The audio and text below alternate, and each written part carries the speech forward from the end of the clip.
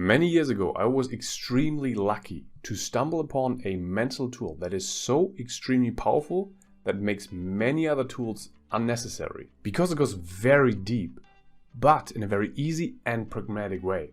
So it's very accessible. And it literally changes how you perceive reality, but without bullshitting yourself. So there's no positive thinking, aka denial of reality going on. And as crazy as this sounds, one of the best parts, or maybe the best part about it, is once you understand the structure of it, you can start using it right away, right today, and you can use it in many different cases, like in many different ways. But for some reason I've rarely, or actually never heard anybody else talking about it. Personally, I use it mainly when I'm overcome by feelings of hopelessness, helplessness, and I'm overwhelmed by shame and all these very nasty emotions. Basically when I feel like I'm too stupid to ever reach my goals, and when my inner critic in my head is really attacking me. And with that mental tool, I can turn things around, and I actually feel way more hopeful, way more positive about the future, and all the doom and gloom like just falls off me.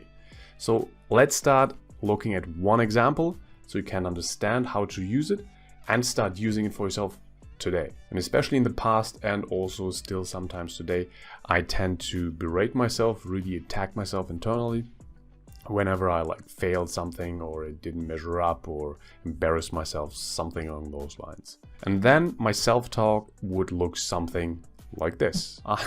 I'm such a loser. Why can't I ever do things right? And that will play in my head on repeat over and over, and take on all that kinds of different forms. So that is a very self-defeating and dooming way to program your outlook on life, on reality. Because not only do you make being a loser part of your identity, but you also bind it in time. You glue it to yourself into the future indefinitely. Because being a loser never ends. It's just there, right in front of you all the time. There's never a point where being a loser stops.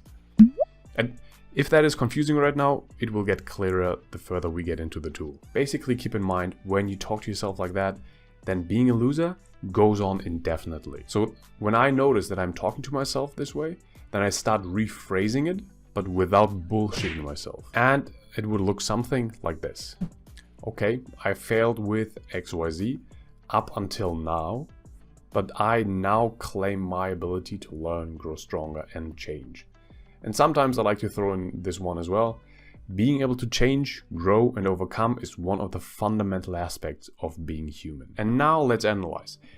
Both phrases address the exact same problem, the exact same situation, but in completely different ways. And just for a moment, feel for yourself, become aware of how those phrases make you feel when you talk to yourself like that. They do feel different. And always keep in mind, emotion is the energy that puts your body into motion. So it determines where you go and how you act. Look at the structure of the first phrase. We're not going rah rah rah, I'm amazing, I'm the best. Doing it like this always felt like lying to myself.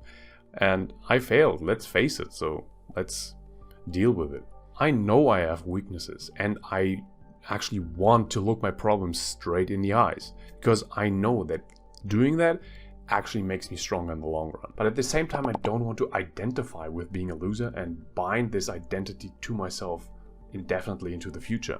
And instead, I want to unglue myself from this identity of being a loser and bind it in the past, not the future, but put it behind myself. And at the same time, I want to connect with my desire to change, to grow, to become stronger, and connect with my very real human ability to do just that. It's one of the main things humans do. That's why we are still here. And doing it like this, phrasing it like this, actually opens up my mind to a way better future, to way more possibilities, instead of being all doom and gloom and only focused on that. Because the way you use your words structures your perception of reality. Because the reality can be the same, but the words you use and how you use them filters the reality through to you. And think about it. Both phrases are objectively true, but one phrase lets your mind think only in a very narrow, very negative corridor way, and the other one opens your mind up to way more possibilities and way more strength that you have inside of you. The way I like to think about it is that reality has many different facets, many different perspectives to it. Like a diamond, for example. You have many different facets, and depending on through which one you look, you get a different perspective on the objective situation. And with that tool, I can like turn the diamond, turn the from one facet to another one, which makes me look at the same situation in a very different way. And I use this to gain benefit, to make myself stronger. So in a very real way, you can use that tool to access different perspectives of reality. The first version mostly spawns more thoughts about what a failure I am and how shitty my future will be.